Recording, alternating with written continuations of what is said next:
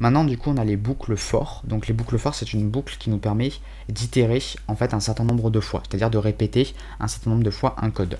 Une boucle générique qu'on peut faire, c'est un for i in range. Et ensuite, dans ce range, on va mettre le nombre de fois qu'on veut faire d'itération, c'est-à-dire le nombre de fois qu'on veut répéter un bout de code. Donc ça, c'est utile pour éviter d'avoir à répéter plusieurs fois un code. Donc si je fais for i in range 4 et que je fais 2 points et qu'ensuite j'appuie sur entrée, tout le code du coup qui aura une indentation ici sera répété 4 fois. Si je fais par exemple print test comme ceci, ben, je vais avoir test qui sera affiché 4 fois. Tout simplement parce que j'ai répété du coup 4 fois. Donc c'est le nombre qui me le dit ici, le nombre de fois que je répète du coup en fait le code qui est à l'intérieur. Le range en fait ce que ça va faire, c'est que ça va générer en fait le nombre en fait d'itérations que l'on va faire.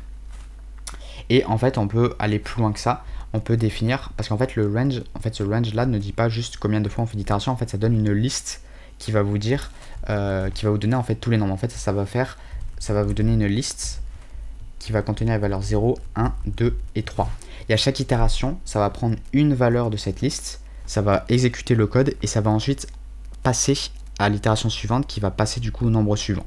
Je vais vous montrer, si je fais print i, donc i c'est ma variable d'itération, vous voyez que ma variable d'itération prend les valeurs 0, 1, 2, 3. C'est simplement que range a généré en fait une liste qui comprend les entiers de 0 jusqu'à n-1, n étant le nombre rentré en paramètre ici. Mais vous voyez que du coup, bah, ça me fait bien n itérations, parce qu'ici j'ai 4, et là j'ai 4 nombres.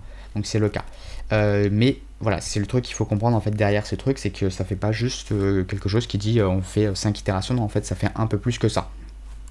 Vu que c'est une variable, bah, du coup je peux faire des manipulations avec, je peux faire par exemple print i et j'affiche le carré de i. Et vous voyez que là du coup bah, j'aurai 0, 1, 4, 9. Je peux pas par exemple modifier la valeur de i parce que c'est une variable d'itération. Donc en fait elle prend déjà des valeurs définies et on ne la modifie pas parce que sinon ça peut poser des problèmes. En revanche on peut stocker le résultat de nos opérations. Par exemple on peut faire j est égal à i fois 4.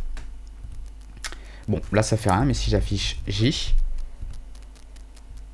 ça me fait 4, 8, 12, ce qui est normal.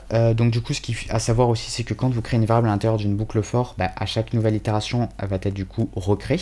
Vous ne pouvez pas l'utiliser aussi en dehors de la boucle for parce que c'est ce qu'on appelle une variable locale, c'est-à-dire que c'est une variable qui est utilisée, qui est créée, donc utilisée uniquement dans la boucle for. Pareil pour les if, hein, si vous créez dans des if ou des elif ou des else des variables, vous ne pourrez les utiliser que dans ce bloc à eux, parce que ça on va dire que c'est un peu un bloc indépendant, je ne sais pas si c'est vraiment le terme, mais en dehors vous ne pourrez pas utiliser les variables que vous avez créées. En revanche, si vous avez créé une variable auparavant qui s'appelle j qui est égale à 3 par exemple, bah là ça fonctionnera. Si je fais par exemple print j, vous voyez que là du coup j'aurai bien la valeur 3 qui sera affichée à chaque fois parce que c'est la valeur de ma variable j, tout simplement. Voilà, donc ça c'était aussi du coup sur les boucles for. Si vous voulez du coup afficher des valeurs, enfin si vous voulez avoir du coup une boucle for qui itère du coup dans un certain intervalle, bah, tout simplement ce que vous faites c'est que vous mettez le premier, vous mettez deux nombres en fait qui vont être du coup les paramètres du coup d'autres intervalles. Donc là ça veut dire qu'on va générer des nombres de 3 jusqu'à 9. Pareil que du coup le slicing qu'on avait vu, on itère en fait du coup d'un nombre, donc on va dire de n jusqu'à m-1. Et m du coup c'est le nombre que vous avez rentré ici. Donc là je vais itérer de 3 à 9. Voilà, comme ceci. Donc là, du coup, je ne peux pas dire que je fais 10 itérations parce qu'en fait, je ne commence pas à 0, je commence à 3. Donc là, du coup, c'est pas à voir comme une boucle for en fait où vous savez combien d'itérations vous allez faire. Là, il faut faire la différence du coup entre les deux. Mais si j'avais juste mis par contre 10, là, vous voyez que là, du coup, je faisais bien 10 itérations. Voilà. Donc, c'était ce qu'il y a à savoir du coup sur les boucles for. Elles sont utiles du coup quand vous savez combien d'itérations vous allez faire à l'avance. Et si vous ne savez pas combien d'itérations vous allez faire à l'avance, vous avez du coup les boucles while.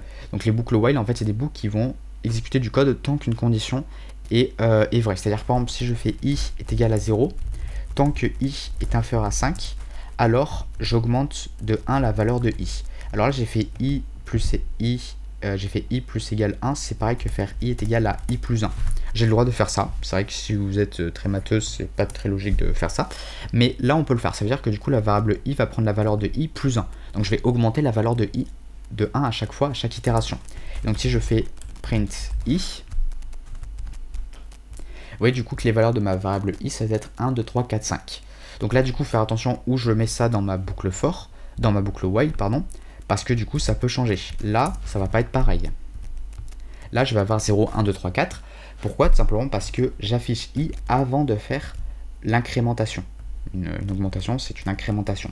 Donc du coup, ça veut dire que quand je vais rentrer dans ma boucle while, i va être égal à la valeur de base, donc 0, ensuite 1, ensuite 2, 3, 4. Et après, bah, ça, je ne vais pas afficher 5 parce que i sera égal à 5, donc ne sera plus strictement inférieur à 5.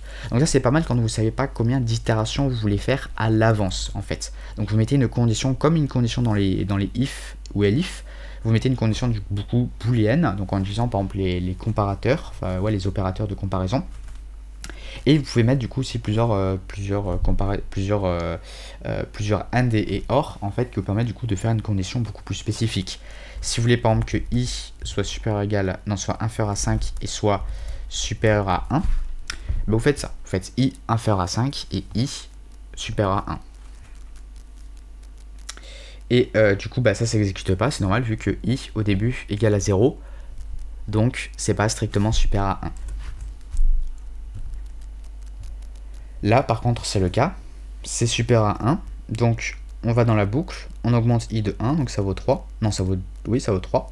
Ensuite, on regarde si i est inférieur à 5 et supérieur à 1, oui, c'est le cas, donc ensuite on augmente de 1, donc est-ce que c'est toujours bien inférieur à 5 et supérieur à 1, bah oui, et ensuite on réaugmente de 1, et là par contre i est égal à 5, et donc là ce n'est plus bon. Voilà, donc la grosse différence entre les boucles while et les boucles for, c'est que les boucles for, vous savez combien d'itérations vous allez faire à l'avance en paramétrant votre range, alors que les boucles while, c'est du coup quand vous avez une condition et vous voulez répéter tant que cette condition est vraie, vous ne savez pas du coup forcément combien d'itérations vous allez faire. Attention aussi aux conditions que vous mettez dans les while, parce que si votre condition est une condition qui ne s'arrête pas, en fait qui sera toujours vraie, bah du coup votre boucle while va répéter à l'infini en fait le code que vous avez mis à l'intérieur de votre boucle while, ce qui risque de poser problème.